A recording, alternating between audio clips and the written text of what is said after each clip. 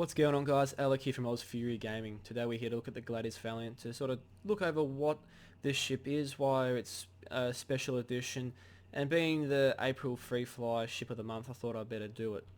Now, like all the free fly ships, there should be a flash sale coming up for it, so I thought I'd do that too to help anyone who was maybe hadn't had time to fly it or was curious about buying it, and just to see what's going on with it. So on the starting on the wings here, guys, we have a size 2 gimbal with a size 1 gun, which is standard on the Gladius, but this time it comes with the neutron cannon. Followed by a size 3 missile, which is a Viper 3 on the wing, as well as a 4x1 missile rack with bearing Pioneer 1s.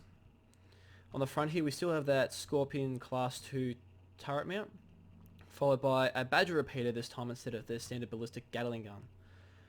So guys, let's head up into the ship, the cockpit, because that's all there is on this ship to look at. And we'll note that it looks, in my opinion, exactly the same as the standard Gladius. Try to not pay too much attention to the glitch of entering this vehicle.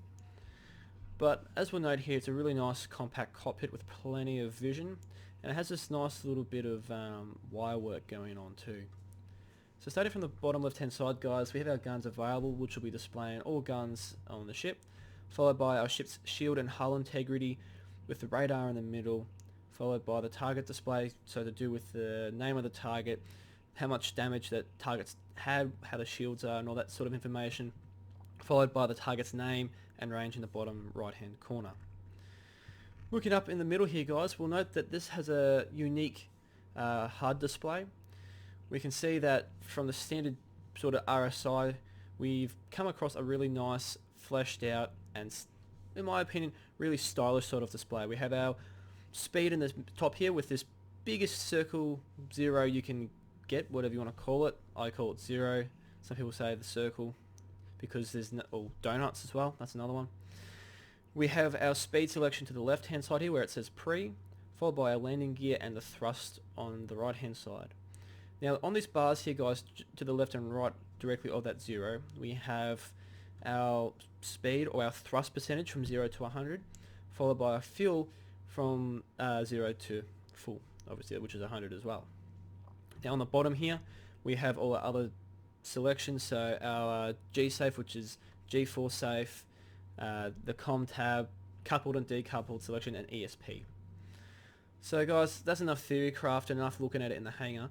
Let's head out into a bit of Pirate Swarm and see how the thing handles and see what it's like in comparison to the other fighters that the CIG guys have built for us.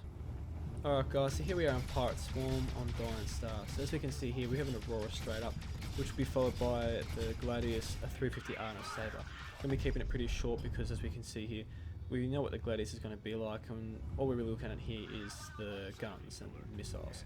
So the Gladius is a robust vessel if you guys haven't really paid too much attention. As we can see here, he crashes in the asteroid and decided to follow suit.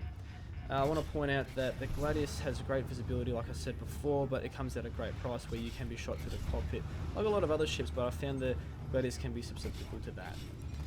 I spent a few hours flying the Gladius before, and you know what, it's not my favourite ship, but it's not a bad ship either.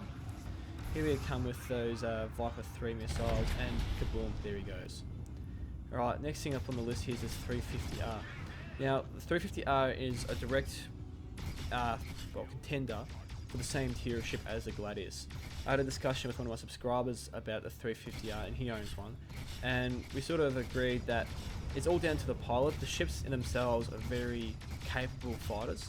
The 350R is definitely weaker in regards to hull, but its speed and agility makes up for that, as the Gladius is sort of the opposite. It's tankier, a bit slower. Only advantage the Gladius does have is more missiles, but when you're in a fast fighter like the 350R, it's not too difficult, especially with asteroids or debris around, to really maneuver out of those missiles. So as we can see here, this 350R is giving us a hard time. Not helping that my accuracy isn't too great. And speaking about accuracy, I want to talk about how this Badger repeater, in my regards, doesn't really hold up for a main armament or center armament cannon. I would probably like to see like a sawbuck or a ballistic gun, like I will talk about later, instead of that energy projectile, whatever you want to call it, repeater. With the neutron cannons though on the wings, I did forget that there were size 1 guns, because they do hit hard, but there is no range on this ship from standard. So with anything out of 2Ks, you are not going to have anything of hitting them. The size 3s do have a long lock-on range, but you've only got 2 of those, and it's if you get to them, because you've got to cycle through 4 size 1 missiles beforehand, and because you can only lock onto 2 missiles at a time to one target, it becomes difficult. So as we can see here, we're going up against the Sabre, and he's trying to maneuver out, and being from the same manufacturer too, I do find it funny that we end up killing him. But yeah, I just want to point out, guys, too, that if this was, you know, person v person, this Sabre would have ripped me apart. So don't take this Pirate Swarm as gospel, because if the Sabre pilot actually had all 4 guns blazing away me, he'd tear me apart pretty quickly. So this comes down to hand, guys, in the hangar. So guys, as we could see, the Gladius does fight fairly well, it's fairly nimble, but the guns do let it down, as well as those missiles in my opinion. I'd piss off that size 2 gimbal and just put straight hard-mounted size 2 guns on. Same with these missiles. Look, the size 3 is great, but put 2 size 2 missiles on there. Same with the 4x1s, go 2x2 missiles. On the front there, guys, look, it's hard to say what you'd go, because I would recommend repeaters on the wings, but on the front there, I couldn't look past a set of Tarantulas size 2s.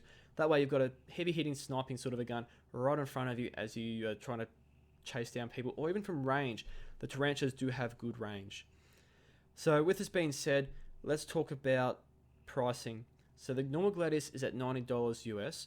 Now when I bought my Titan Renegade, which is usually $50 US, but because it's a Renegade special version, it was $75. I would say the Gladius will be doing the same sort of price bump, looking at around the $110, $115 price, but I personally don't know. So if you leave a comment about what you know about it, if you do know what the price is, that'd be great.